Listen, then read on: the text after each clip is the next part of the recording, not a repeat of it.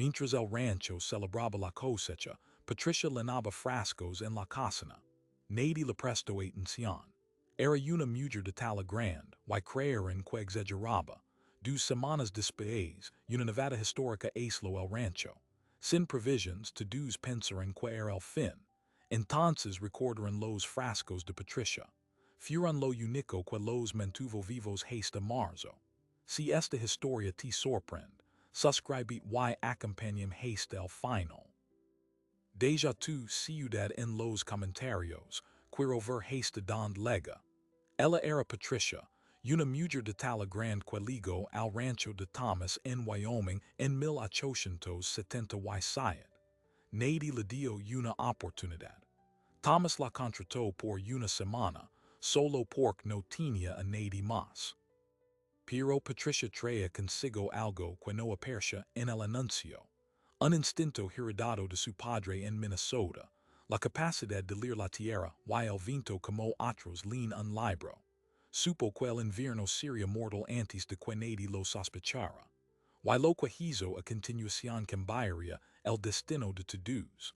Thomas se arrepintió de haberla contratado antes de que terminara la primera mañana. No porque fuera mala trabajadora, sino porque no dejaba de hacer preguntas.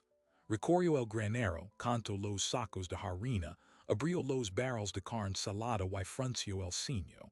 Luego se plantó frente a él con sus brazos gruesos cruzados y dijo, «Esto no alcanza para el invierno, señor Thomas. Necesita el doble de lo que tiene». Thomas soltó una risa seca. Aquel año había sido bueno. La cosecha había llenado los silos. El ganado estaba gordo y las provisiones para el invierno eran las mismas que todos los años. Es una pérdida de tiempo, le dijo. Patricia no discutió. Se arremangó y fue directo a los frascos. Era finales de septiembre y el rancho entero celebraba. Los hombres bebían en el patio. Las mujeres reían junto al fuego y nadie prestaba atención a la cocina. Patricia había montado un hervidero de alas y vapor. Pelaba, cortaba y salaba sin descanso, con la precisión de quien ha hecho lo mismo cientos de veces. Perry, uno de los vaqueros más jóvenes, se asomó una noche y encontró los estantes llenos de frascos en filas perfectas. Alubias, maíz, carne en conserva, fruta en almíbar. Señora Patricia, ¿para quién es todo esto?, preguntó. Ella levantó un frasco hacia la luz de la lámpara, verificó el cielo y dijo, «Para quien lo necesite cuando llegue la nieve». Perry miró el cielo despejado y soltó una risita. Pero algo en el tono de ella le hizo guardar silencio. Thomas entró una tarde per Pedro Cuentas. Había gastado sus reservas de vidrio y estaba usando cada ala disponible. Está desperdiciando provisions en una suposición, le dijo con dureza. Patricia se giró, con el rostro enrojecido por el calor del fogón y dos frascos en las manos. Su padre le enseñó a leer la tierra, verdad, pues el mío me enseñó a leer el viento. Huela el esta noche, señor Thomas. Vin del norte y trae un frío que no se ha sentido en estas tierras desde hace 30 años. Si no me cree, es su decisión, pero yo no voy a parar. Thomas salió sin responder. Esa noche, sin embargo, se quedó en el porche más tiempo del habitual, mirando hacia el norte con el entrecedo fruncido. Los días siguientes Patricia apenas durmió. Los frascos sumaban ya más de 200 y la cocina parecía una fábrica. Perry y Del, los dos vaqueros jóvenes, se turnaban para ayudarla a cargar leña sin que Thomas se lo ordenara. Pues habían empezado a creer que quizá aquella mujer corpulenta y silenciosa ve algo que ellos no. El 25 de octubre Patricia celó el último frasco, se secó el sudor de la frente y dijo en voz alta, «Ya está». Esa misma noche el viento cambió con un gemido bajo que atravesó las paredes del rancho. La mañana siguiente, los primeros copos cayeron. Eran gruesos, densos y no dejaron de caer todo el día. Para el anochecer el camino estaba borrado. Para la madrugada, el rancho era una isla blanca perdida en medio de Wyoming. Why Thomas, de Pie en la Ventana, comprendio que Patricia había tenido razón. Pero ya era tarde para cualquier otra cosa. Lo único que les quedaba entre aquella tormenta y el hambre era ella. Why los frascos. La primera mañana después de que la nieve los celó, Thomas encontró a Patricia en la cocina antes del amanecer. Había colocado los frascos sobre la mesa en grupos contados. Una fila para los vaqueros, otra para la familia, otra para la despensa comunitaria. Tenía una hoja arrugada donde había anotado cifras que Thomas no comprendió de inmediato. A la luz temblorosa del quinqué, ella le explicó. Cada persona necesita al menos 1800 calorías diarias para trabajar en el frío. Si la nieve dura 3 meses, necesito 17 frascos por cabeza. Tengo 202 frascos contando las reservas que usted ya tenía. Hizo una pausa y luego soltó la verdad que Thomas temía. Pero si la tormenta que sentí en el viento es la que creo, esto puede durar hasta abril. Why entonces no tendremos suficient para todos? Era la primera vez que Thomas veía miedo en los ojos de alguien que no era él mismo. Pero Patricia no tembló. Siguió contando frascos, asignando rations con la misma frialdad con la que su padre le había enseñado a sobrevivir a los inviernos de Minnesota. Le contó que a los 10 años ya distinguía la densidad del pelage de los animales, y sabía cuando la primera helada sería mortal. A los 15, su padre la sentaba junto a la ventana en septiembre y le pedía que oliera el viento. Ese oler a Jairo y tierra seca que vin del norte, le había dicho, significa que la nieve llegará temprano y se quedará más tiempo del que nadie quiere. Patricia nunca había olvidado aquella lección. Y aquel septiembre en Wyoming, cuando olió el viento que bajaba de las montañas Bighorn, supo que la muerte blanca se acercaba. La tormenta no dio tregua. A la tercera semana, los ventisqueros alcanzaban el techo del granero, y el ganado había perecido casi por completo. Thomas ordenó sacrificar a los animales que quedaban y Patricia puso a los hombres a cortar la carne en tiras para conservarla en salmuera dentro de la casa, pues ya no podían llegar a la humedero. Cada noche, ella recorría los catters del salón común con un farol, contando cabezas, verificando que nadie hubiera enfermado. Perry, el vaquero que primero se había burlado, le tomó la mano una noche y le dijo, Señora Patricia, de verdad vamos a aguantar. Ella le apretó los dedos y respondió, si cada quien hace lo que le digo, llegamos a marzo. Pero en su hoja de cálculos, los números bailaban peligrosamente cerca del vacío. Fue entonces cuando aparecieron los Campbell. El viejo Josiah Campbell, su esposa y sus 2 hijos llegaron tambaleando por la nieve una madrugada, con los labios azules y las manos envueltas en trapos congelados. Su rancho, a 2 millas al este, se había derrumbado bajo el peso de la nieve. Habían caminado 3 días. Patricia no dudó. Les abrió la puerta, encendió más fuego y puso un caldo caliente delante de sus rostros sin preguntarle a Thomas. Pero cuando se volvió hacia la despensa, supo que el cálculo acababa de cambiar. Ahora eran 2 bocas, no 8. Los frascos asignados a cada uno se redujeron a la mitad. Y entre los vaqueros, alguien empezó a murmurar. Su nombre era Garrett. Era un hombre de espaldas anchas y lengua suelta, de esos que nunca han pasado verdadera hambre pero creen que el mundo les debe todo. Levaba días quejándose en voz baja, pero cuando Patricia anunció la nueva ración, explotó.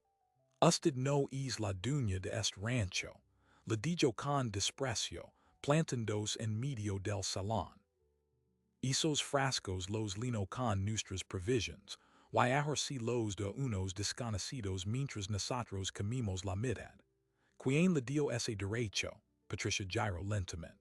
No levantó la voz, dijo, el derecho me lo de saber que si ellos mueren, usted será el siguiente. Y cuando falta un frasco por su culpa, será su porción la que yo vese primero. Garrett la miró con odio. Aquella noche, mientras todos dormían tomo su abrigo un caballo y un farol, y desapareció en la tormenta. Lo buscaron al amanecer. Thomas y Perry encontraron el caballo muerto a media milla, congelado en medio de un ventisquero. De Garrett no había rastro. Patricia no dijo nada, pero su rostro se endureció. Aquella noche, reunió a todos en el salón y les mostró la hoja de cálculos. Cada frasco que perdimos, dijo señalando las cifras, son 3 días de vida que nos cuidamos a nosotros mismos. Ya no hay margen para el orgullo ni para la rabia. Si alguien quiere la puerta está abierta, pero el que se qued obedece.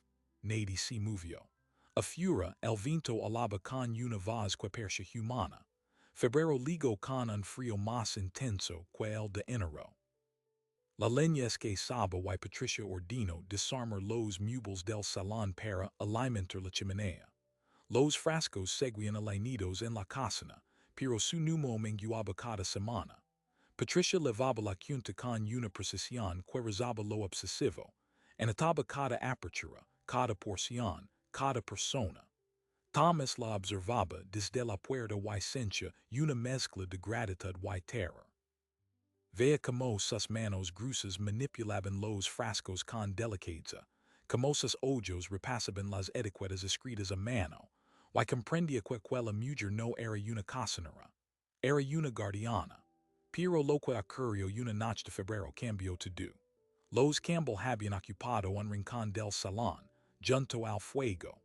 La señora Campbell, una mujer frágil y silenciosa, se acercó a Patricia con los ojos bajos. Señora, le dijo, no tenemos con qué pagar, pero mi esposo recuerda algo que quizá sirva. A media milla al sur de nuestro rancho hay un viejo depósito de raíces, construido por los pioneros hace 30 años. Está enterrado, pero si la nieve no lo ha aplastado, quizá haya algo. Patricia se quedó quieta. Luego miró a Thomas. Aquella noche no durmieron planeando la expedición. Al amanecer, ella misma se ató raquetas de nieve improvisadas y lidró a Thomas y a Perry hacia el sur. La caminata fue infernal. La nieve les legaba la cintura, el viento les cortaba la piel y la visibilidad era nula. Pero encontraron el depósito. Era una cuva excavada en la ladera, cubierta por una trampilla de madera casi podrida. Al abrirla, Patricia olió tierra húmeda y algo más. Un leve aroma dulzón, como de remolacha almacenada. Bajo con un farol y encontró lo que quedaba. Costals de nabos y papas pasadas, un barrel de arenques en salazón y una caja de vilas. No era un tesoro, pero era una extensión. Era una burla la muerte blanca. Cargaron todo y volvieron al rancho. Esa noche, Patricia rehizo sus calculos y una chispa de esperanza cruzó su rostro. Con esto y los frascos que quedan, llegamos a la tercera semana de marzo. Era justo lo que necesitaban. La tormenta, sin embargo, no había terminado. Y en el val, más allá de las lomas heladas, otros ojos miraban hacia el rancho Callahan. Otros hambrientos que no estaban dispuestos a pedir permiso. Porque la desesperación no conoce cercas. Y la de ellos estaba a punto de ponerse a prueba. Llegaron en el momento más oscuro de la noche, cuando la luna estaba enterrada bajo las nubes y el viento sepultaba todos los sonidos. Eran 5 hombres. Ninguno levaba linterna, pero sus movimientos eran seguros, como si hubieran estudiado el terreno antes de la tormenta. Levaban hachas. Patricia los olió antes de verlos. No el olor a nieve o acuro majado, sino el olor de la desesperación fermentada, ese tufo agrio que reconoce quien ha estado al bord y sabe que una persona sin options es más peligrosa que un animal acorralado. Ella se levantó del cadáver sin hacer ruido y despertó a Thomas con una mano firme sobre el hombro. Vienen, dijo. No necesito decir más. Thomas empuñó el rifle. Perry y Del se colocaron a los costados de la puerta con lo que tenían, una barra de hierro y un hacha de leña. Patricia fue directo a la cocina. No tenía un arma de fuego, pero cargó el cacharrón grande de hierro, fundido que usaba para mover los frascos. Pesaba casi 4 libras y conoce su balance como un carpintero conoce el de su martillo. Los Campbell se refugiaron en la trastienda con los niños. El silencio en la sala era una cuida a punto de romperse. El primer golpe en la puerta no fue un llamado. Fue un hachazo que media tabla. Patricia fue quien habló. Esta puerta es lo único que te separa de mi sartén, gritó, y su voz retumbó con una autoridad que venía de un lugar que ella no sabía que aún existía. Los golpes se detuvieron. Un instante después, una voz ronca respondió, no queremos sangre, queremos comida. Sabemos que tienen frascos. Los hemos visto desde el val. La mujer gorda los lino to do el otoño. Patricia aprieto el mango del cacharrón. Sin dudar, abrió la puerta 6 pulgadas y mostró el rostro iluminado por el fuego. Aquí hay 2 personas vivas, dijo, y cada frasco está cantado para que 2 leguen a marzo. Si entran, tendrán que matarnos a todos. E cuantos de los tuyos estás dispuesto a perder por un frasco de alubias. El hombre del hacha la miró con los ojos inyectados de sangre y algo serio en su mandíbula. Ella lo reconoció. Era el capataz de un rancho vecino, un hombre llamado Doyle que había trabajado 3 temporadas en el Val Hasta que la sequía del año anterior lo dejó sin nada.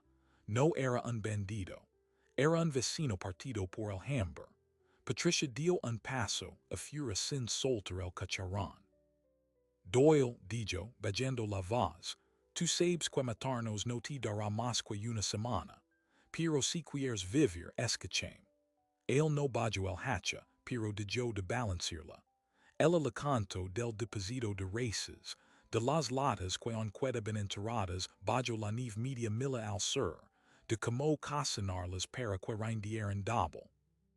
Le ofreció 2 frascos de carne, en conserva a cambio de que sus hombres se fueran sin violencia, y le prometió que si alguno legaba vivo a Abril, compartirían las semillas de primavera. Doyle la miró como si mirara a alguien que acaba de tender un puente en medio de un abismo. Aceptó. Pero la tragedia ligó igual. Porque detrás de Doyle, uno de sus hombres, un joven hambriento y tembloroso, había encontrado la ventana de la cocina. Mientras Patricia hablaba, él rompió el vidrio con el codo y se metió gritando hacia los estantes. Perry lo vaya, gritó. El joven agarró 3 frascos y salió corriendo hacia la nieve. Del lo persiguió sin chaqueta. Patricia gritó que se detuviera, que no valía la pena, pero el muchacho ya no escuchaba. Lo encontraron al amanecer, a 200 yardas, con el cuerpo rígido y los frascos enteros a su lado. Había muerto por 3 frascos que ni siquiera pudo abrir. Patricia se ardillo junto a él, cerró aquellos ojos vacíos y dijo en voz baja. Era un niño. Luego se levantó y volvió a la cocina con los frascos en las manos. No dijo nada más en todo el día. La muerte del joven quebró algo en el aire del rancho. Doyle y sus hombres se fueron con sus 2 frascos, pero el silencio que dejaron era más pesado que su presencia. Los Campbell no salieron de la trastienda en horas. Perry y del trabajaban sin hablar. Thomas se sentó en la cocina y miró a Patricia durante un largo rato. Usted negoció con ellos, dijo, y salvó a todos. Ella no levantó la vista de los frascos que estaba rubicando. No pude salvar a ese muchacho. Thomas negó con la cabeza. Ese muchacho eligió. Usted no es responsable de las decisiones de los desesperados. Patricia se giró. Tenía los ojos secos, pero algo profundo temblaba en ellos. Lo sé, dijo, pero no significa que no duela. Fue esa noche, después de que todos se recayeron, cuando Thomas se dio cuenta de lo que realmente había ocurrido. Patricia no solo había conservado frascos, había conservado a la gente. Había leído el viento, había contado las calorías, había librado una defensa, había negociado con hombres al bord y había cargado con el peso de una muerte que no fue su culpa. Y en ese momento supo que aquella mujer de talla grande, que ligó sin referencias, era la columna vertebral que había mantenido erguido Al Rancho Callahan mientras la tormenta intentaba partirlo. Lo supo con la misma certeza, con la que sabía que el invierno terminaría algún día. Y sintió algo que no sabía cómo expresar. La tercera semana de marzo ligo con un cambio en el viento. Patricia lo olio antes que nadie como siempre. Si paró en la puerta rota, aspiró hondo y dijo, Huel a tierra mojada. La nieve se está derritiendo. Aquella tarde, los primeros hilos de agua corrían por el canal de la Loma Norte. Al día siguiente, un rayo de sol perfaro las nubes por primera vez en 5 meses. Los ventisqueros empezaron en collarse. El ganado que quedaba, apenas 3 cabezas famélicas asomó la cabeza del establo. Y Thomas salió al patio con el barro hasta los tobillos, respiró el aire nuevo y se echó a llorar como un niño. Nadie dijo nada. Patricia se paró a su lado y le puso una mano ancha en el hombro. Ya paso, le dijo. Y era verdad. Pero quedaba una última cuenta por saldar. Porque Thomas ya no sabía cómo vivir sin ella, y tampoco sabía cómo pedírselo. El primer día de deshilo, Thomas encontró a Patricia en el borde de la pastura norte, con las botas hundidas en el barro, el vestido azul marino salpicado de tierra y un puñado de brosa seca entre los dedos. La nieve se retiraba lentamente, revelando los estragos del invierno. Cercas caídas, árboles partidos, el esqueleto del ternero que no sobrevivió a la primera helada. Pero donde ella moraba no había muerto. Había suelo oscuro y húmedo, el olor de la vida regresando. Patricia frotó la tierra entre las palmas, la olió y asintió para sí misma. La arcilla está bien drenada, dijo sin volvers, sabiendo que era Thomas Quinn se acercaba por el crujido de sus botas. Si sembramos trigo de invierno en la ladera este, tendremos cosecha para septiembre. Thomas se detuvo a 2 pasos. Levaba días buscando las palabras para Pedro que se quedara, pero cada intento se le congelaba en la garganta. No era hombre de discursos. Y lo cosecha por aquella mujer de talla grande que había llenado frascos mientras todos celebraban era demasiado vasto para encerrarlo en una frase. La observó agacharse para recoger una piedra, examinarla y lanzarla a un lado, como si estuviera limpiando el terreno para algo que aún no existe. Patricia, comenzó, con la voz más áspera de lo que pretendía, yo, el rancho. Usted ha hecho más de lo que nadie podía esperar. Ella se incorporó, se limpió las manos en el delantal y lo miró con aquellos ojos color miel que nunca permiten nada pero siempre decían la verdad. Thomas, respondió con suavidad, don guarda las semillas de primavera, la pregunta lo desarmó. Parpadeó aturdido, como si ella hubiera respondido a una pregunta que él no se había atrevido a hacer. Las semillas. Repitió, y una sonrisa involuntaria le estiró las comisuras. Están en el granero, en el arcón de cedro que era de mi padre. Patricia asintió con la misma eficiencia con la que había cantado los frascos meses atrás. Vamos a revisarlas. Si la humedad no las dañó, necesitamos empezar los semileros en la cocina esta misma semana. Thomas giró sobre sus talons y camino hacia el granero sin poder contener la sonrisa que le parche el rostro. No era una respuesta a una propuesta de matrimonio, era una respuesta a la vida entera. En el arcón de cedro encontraron los paquetes de semillas envueltos en tela encerrada, maíz, calabaza, frijoles, remolacha. Patricia los desenvolvió con la delicadeza de quien abre un testamento.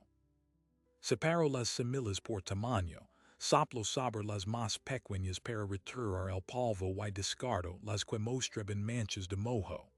Su padre sabía lo que hacía, dijo, y Thomas sintió un nudo en la garganta. Siempre lo supo, respondió. Por primera vez desde que él ligó, hablaron del viejo Callahan. De cómo construyó el rancho con sus propias manos, de cómo murió en aquella misma cocina 10 años atrás, de cómo Thomas había intentado mantenerlo todo en pie sin saber realmente cómo. Patricia escuchó en silencio, y cuando el terminó dijo simplemente, Pews ahor lo sabra. Essa tarde, Patricia convoco a todos en el salón. Peri y del seguían palidos por las privaciones, pero en sus ojos había una chispa nueva. Los Campbell, con sus dos hijos aferrados a las faldas de la madre, parecían haber envejecido una década en un invierno. Patricia colocó sobre la mesa el inventario de lo que quedaba. Frascos vacíos que sumaban de dos, los restos de las provisiones del depósito de races, una bolsa de harina con mojo en la costura y tres gallinas que habían sobrevivido milagrosamente en el sótano. Esto es lo que tenemos, dijo, y es suficiente. Recorrió la sala con la mirada. El invierno nos quitó el ganado, nos quitó a Garrett y al muchacho de Doyle, y casi nos quita la razón. Pero aquí estamos, y la tierra se está despertando. Repartió tareas con la misma precisión con la que había asignado las calorías. Perry y del limpiarían los canales de riego, Thomas repararía los arados, los Campbell trabajarían la huerta. Yo me ocupo de los semileros, dijo, y todos asintieron sin cuestionar. No era la cocinera. Era la capitana. La primavera avanzó con la lentitud de un animal que despierta de una larga hibernación. Los días se estiraban, el barro se secaba, y los brots verdes empezaron a asomar en los almácigos que Patricia había dispuesto sobre la mesa de la cocina. Junto a la misma ventana por donde meses antes había visto llegar la tormenta. Cada mañana, Perry y del C asomaban a ver el progreso de las plantas como quien mira un milagro. La señora Campbell aprendió a podar los tomates con tijeras de costura. El viejo Josiah Campbell, que apenas podía caminar sin bastón después de la congelación, se sentaba al sol con un sombrero de paja y espantaba a los pajeros con una cuchara de palo.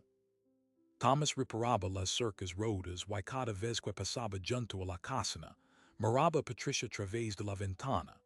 Ella siempre estaba haciendo algo, removiendo la tierra, regando los brots, anotando en su libreta los centímetros de crecimiento. Y él sentía que el rancho, por fin, tenía raíces. Un día de mayo ligo Doyle. Traía el sombrero en la mano y una expresión que pesaba más que la disculpa que ensaya en el camino. Se plantó en el patio y no supo por dónde empezar. Patricia salió a recibirlo antes de que Thomas pudiera hacerlo. El muchacho que murió, dijo Doyle con la voz quebrada, era mi sobrino, se llamaba Elías. Patricia asintió despacio.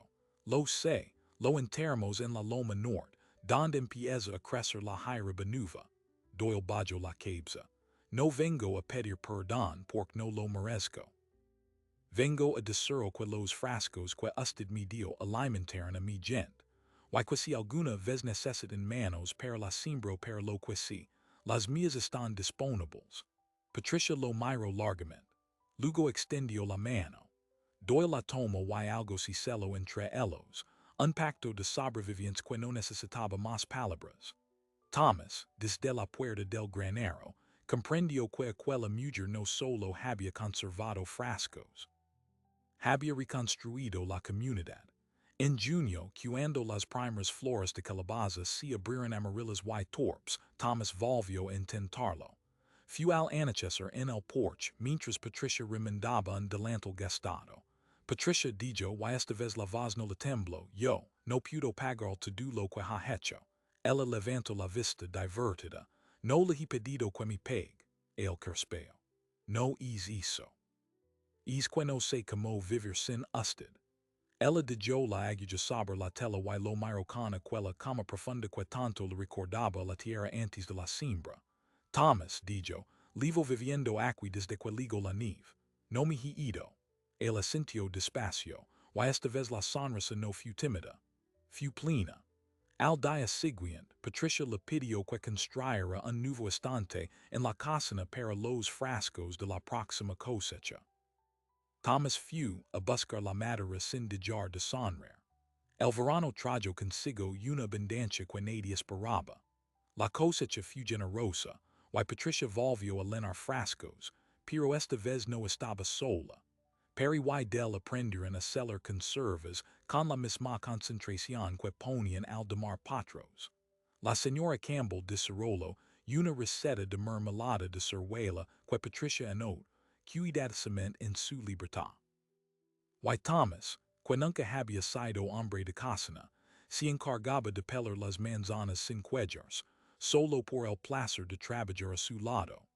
Los frascos volvieron a alinearse en los estantes, pero ahora levaban etiquetas escritas a mano que decían: Mermelada Campbell, junio de 1878, o mes de Peri, agosto del 78.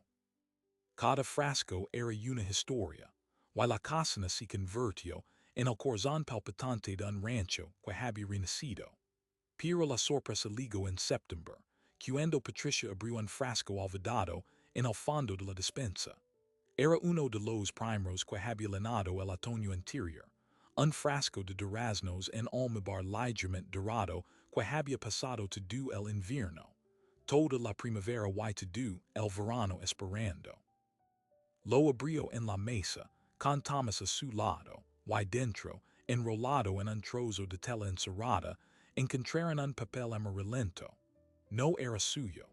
Era la letra temblorosa de un pionero que había vivido en ese val 40 años antes. El invierno de 1837 duró hasta abril, decía, y solo sobrevivimos gracias a lo que guardamos en frascos. Dijo esta nota para quien la encuentre y sepa que siempre hay que preparas para la nieve cuando el viento hue la hierba. Patricia leyó en voz alta, y cuando terminó, tenía los ojos brillantes. Mi padre lo sabía, dijo en un susurro, y el suyo también. Thomas apretó su mano sobre la mesa. Y ahora nosotros, respondió.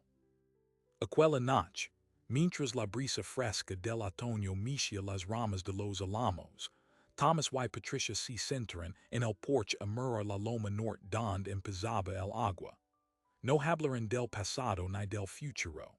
Simplemente estuvieron juntos, en silencio, como dos personas que han encontrado su lugar en el mundo sin necesidad de mapas. Patricia apoyó la cabeza en el hombro de Thomas, y él sintió que el peso de todos aquellos años se disolvía.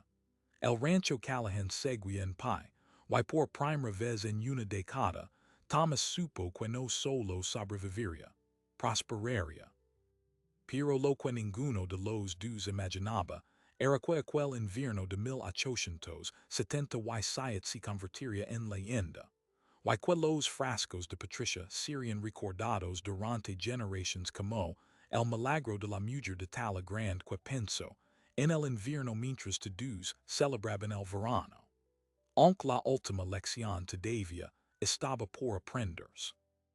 Y esa lección no la enseñó Patricia, sino alguien que la había estado observando todo el tiempo.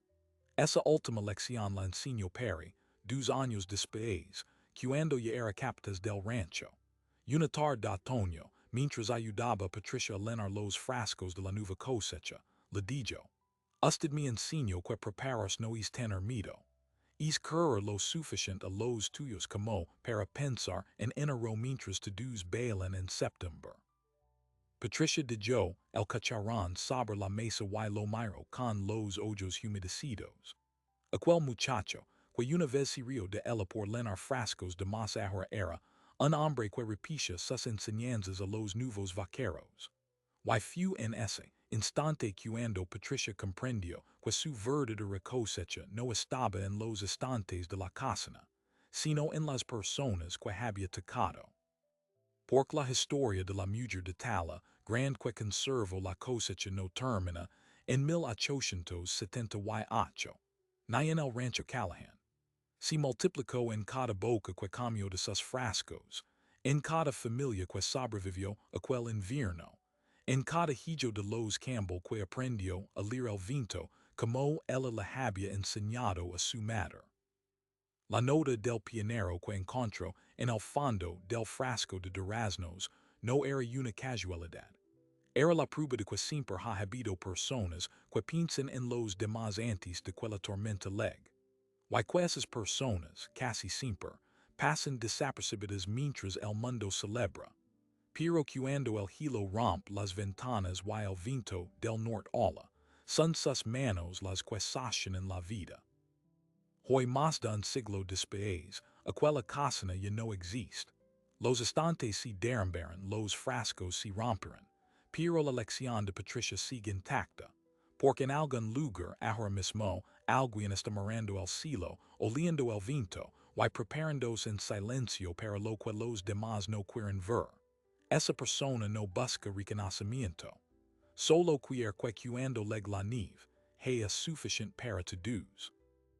Y esa es quizá la forma más pura de amor que existe. Si esta historia te conmovió, suscribid a este canal y síguenos en cada parte hasta el final. Deja tu ciudad en los comentarios de abajo. Quiero ver hasta donde llega esta historia. Y la próxima vez que visa alguien preparas para un invierno que on no lega, no te burles. Agradecel. Por quizá, sin que lo sepas, esa persona está llenando los frascos que te salvarán la vida.